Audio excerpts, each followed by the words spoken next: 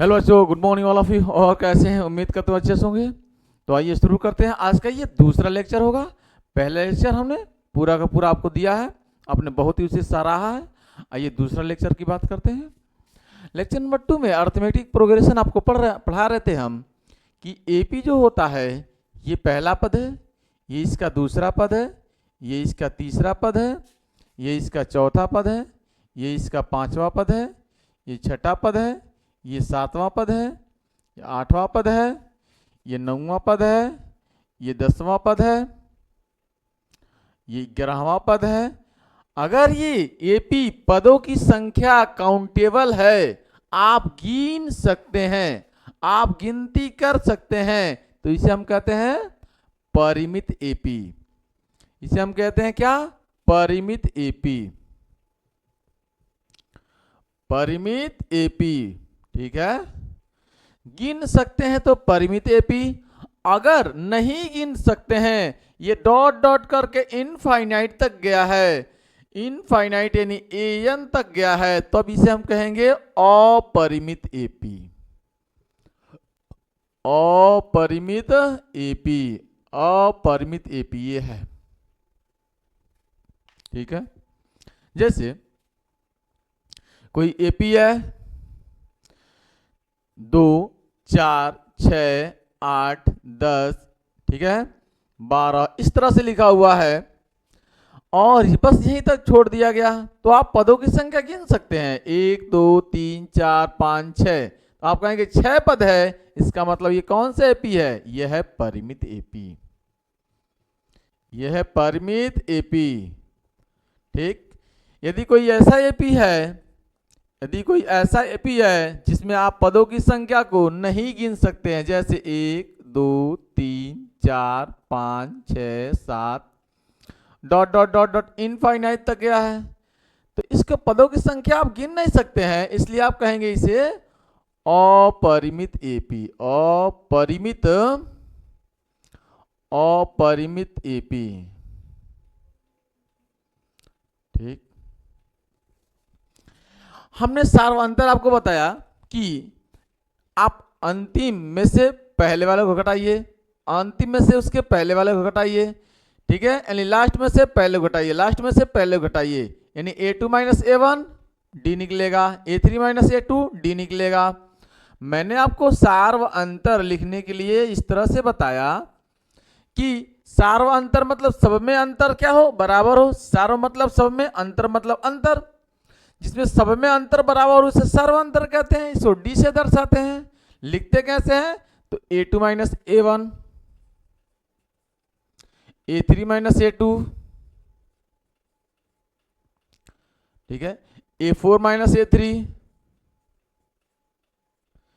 a5 minus a3, a4, a6 minus a5, यानी अंतिम में से पहले घटाइए, अंतिम में से पहले को, अंतिम में से पहले को, अंतिम में से पहले को, है ना। 2 में से 1 को, 3 में से 2 को, 4 में से 3 को, 5 में से 4 को, 6 में से 5 को, 7 में से 6 को, तो सब में अंतर क्या मिलता है? समान मिलता है। सब में अंतर समान मिलता है, जिसको हम लोग सार्व अंतर कहते हैं, कॉमन डिफरेंस कहते हैं, डी कहते हैं, ठीक। पदों की संख्या को आप लिखते कैसे हैं? पदों की संख्या को a1, a1 को a लिखेंगे, a2, a2 लिखेंगे कैसा? a में हम d जोड़ेंगे, a में अगर d जोड़ दें, a में अगर d जोड़ दें, a में अगर d जोड़ दें तो a में d जोड़ेंगे तो a2 मिलेगा। a में अगर d जोड़ूंगा क्या मिलेगा? a2 मिलेगा। अगर a3 निकालना रहेगा तो a में क्या जोड़ेंगे हम? 2d जोड़ेंगे। अगर a4 निकालना रहेगा तो a में हम 3d जोड़ेंगे, 3d जोड़ेंगे। a5 निकालना रहेगा तो a प्लस 4d, देखिए a2 निकालना रहेगा तो सिर्फ d जोड़े हैं, 1d।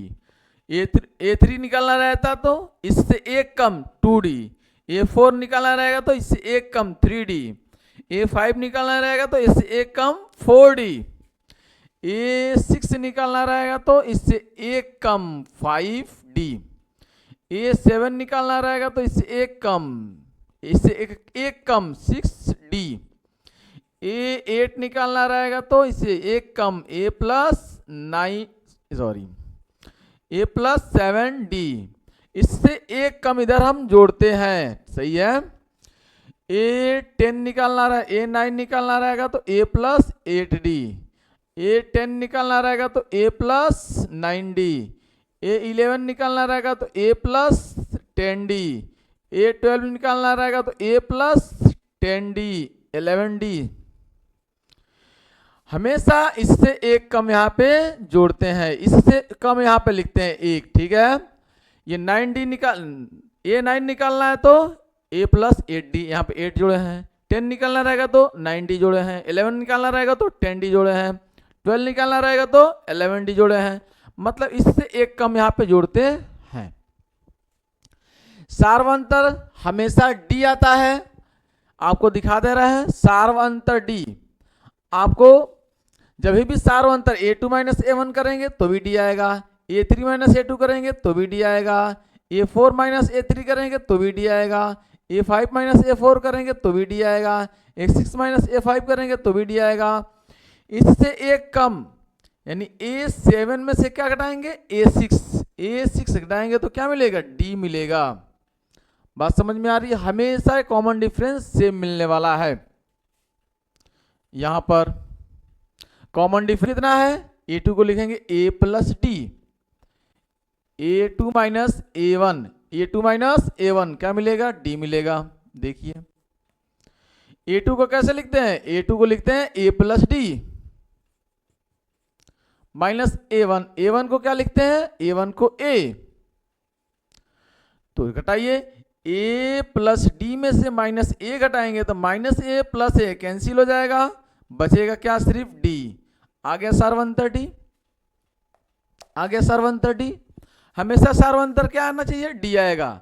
आप किसी को ले लीजिए, आपको मान लीजिए यहाँ पे कॉमन डिफरेंस a7 में से a6 को घटाएंगे तो d आएगा। देखिए a7 को कैसे लिखते हैं, a प्लस 6d।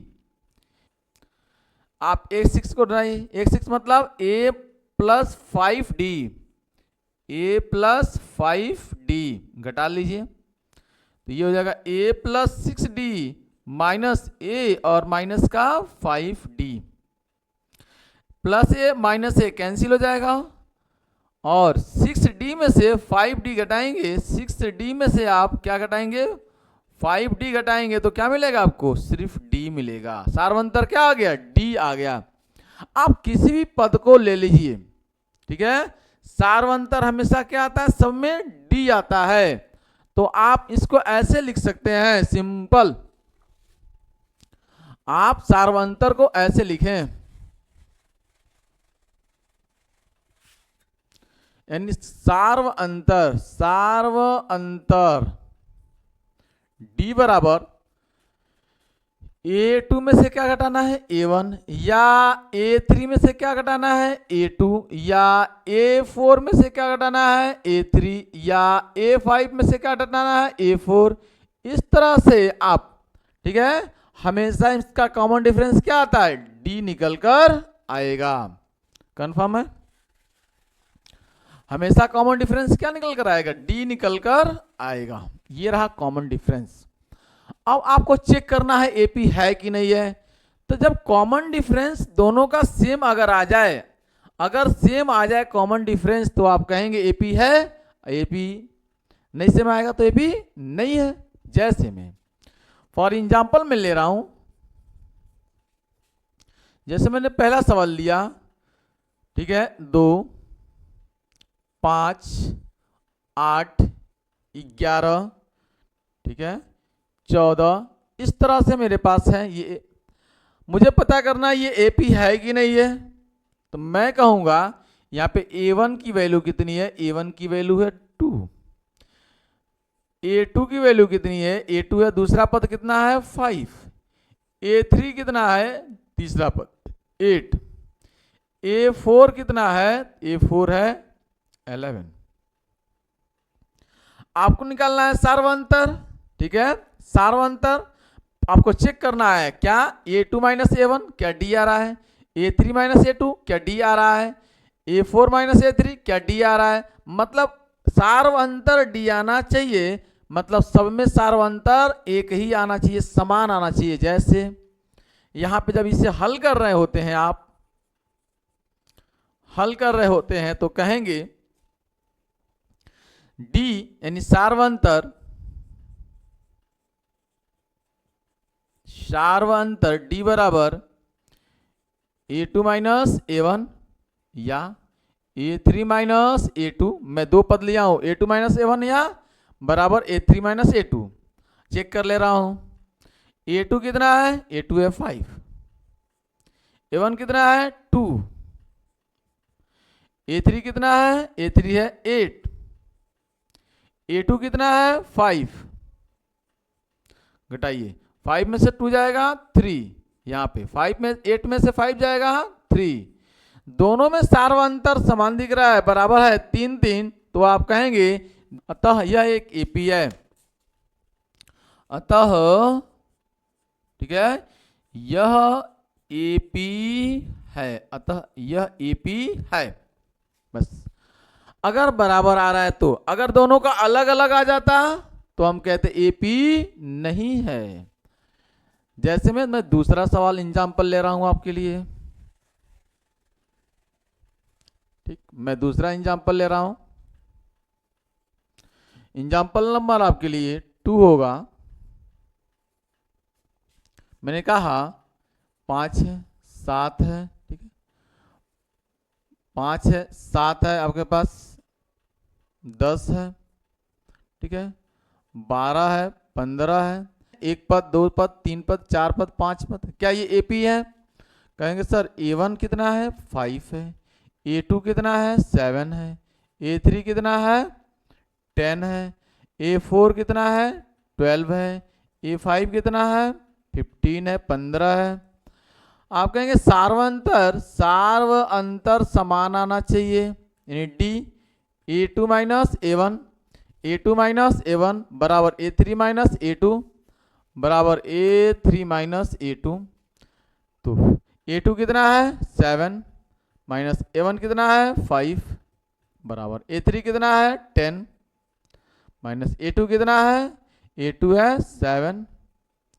अब देखिए 7 में से 5 जाएगा 2 आएगा, और यहाँ पे 10 में से 7 जाएगा 3 आएगा, दोनों अलग अलग आ रहे हैं, दोनों अलग अलग आ रहे हैं, तो आप कहेंगे सर ये एपी नहीं है।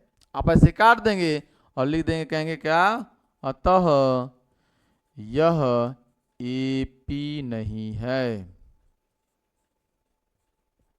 कोई पूछे क्यों नहीं है, तो आप कहेंगे क्योंकि सार्वअंतर समान नहीं है, सब में अंतर अलग अलग है, इसलिए यह एपी नहीं है। सही बात है, यह एपी नहीं है। तो इस तरह से आप एपी चेक कर सकते हैं कि एपी है या एपी नहीं है। राइट, एपी नहीं है। जब भी एपी नहीं आएगा तो बीच वाला क्या करेंगे, बराबर का नॉट इक्वल टू कर देंगे, नहीं काट देंगे, ठीक है, और कहेंगे एपी नहीं है। आगे अगला एग्जांपल लेते हैं हम।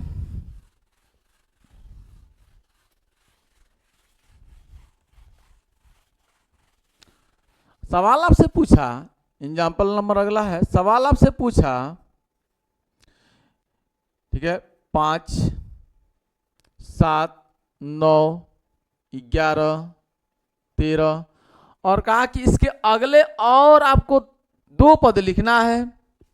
आपसे सवाल पूछा, इसमें लिख कर आया कि इस एपी, ठीक है एपी का प्रथम पद तथा सार्वअंतर ठीक है लिखिए। पहले तो इतना आप लिख लीजिए फटाफट, सार्वअंतर लिखना है, पहला पद लिखना है, हो गया, बहुत सिंपल था। आप कहेंगे सर पहला पद, हल में लिखेंगे पहला पद क्या है, A1 कितना है, आप कहेंगे A1 है 5, पहला पद तो 5 हो गया। सार्वअंतर लिखना है, सार्वअंतर, तो सार्वअंतर सेम है D बराबर ठीक है, A2 माइनस A1 होता है, यानी A2 माइनस A1, 7 माइनस 5, यानी 7 में से 5 जाएगा तो 2, तो सार्वंतर आ गया 2। ठीक है, तो प्रथम पद कितना 5 और सार्वंतर कितना 2 आ गया। ठीक है, एग्जाम्पल नंबर नेक्स्ट है, थोड़ा सा मैं थोड़ा थोड़ा लेवल आपको बढ़ा रहा हूं, थोड़ा थोड़ा लेवल मैं बढ़ा रहा हूं, ऊपर थोड़ा थोड़ा लेवल को बढ़ाते हुए ले चल रहा हूं। ठीक है, आपका एपी दे रखा है, कोई एपी है आपके पास, सही है, वह है 10, 15, 20, 25, 30, 35। ठीक है, और सवाल में कहा कि इस एपी का प्रथम पद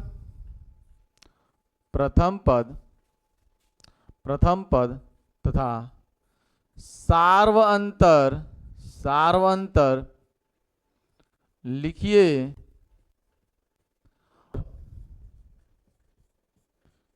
इसके 3 और पद लिखिए, यानी इसके आगे 3 पद आपको और लिखना है। ठीक है,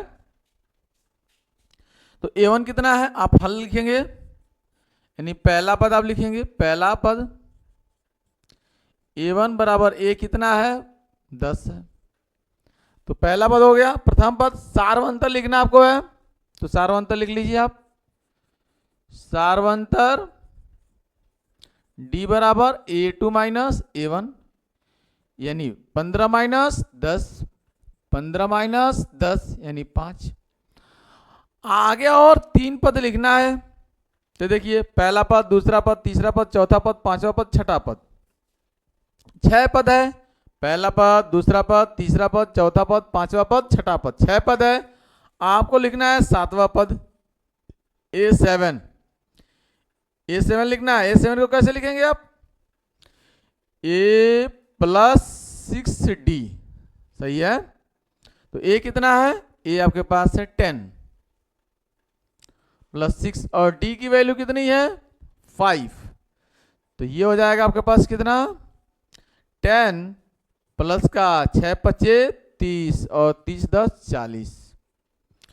A8 लिखना है आपको अगला पद, तो A प्लस 7D, A कितना है, A है 10 प्लस का 7 और D की वैल्यू कितनी है, D की वैल्यू है 5, तो 10 प्लस 7 25 35, 35 और 10 कितना हुआ 45। A9 लिखना आपको है, तीसरा पद, तो A प्लस 8D हो जाएगा। A का मतलब 10 और 8 और D का मतलब 5, तो ये हो जाएगा कितना हो जाएगा 10 प्लस का 10 8 25 40, 40 और 10 50, तो A9 कितना निकल गया 50। यह 3 पद है।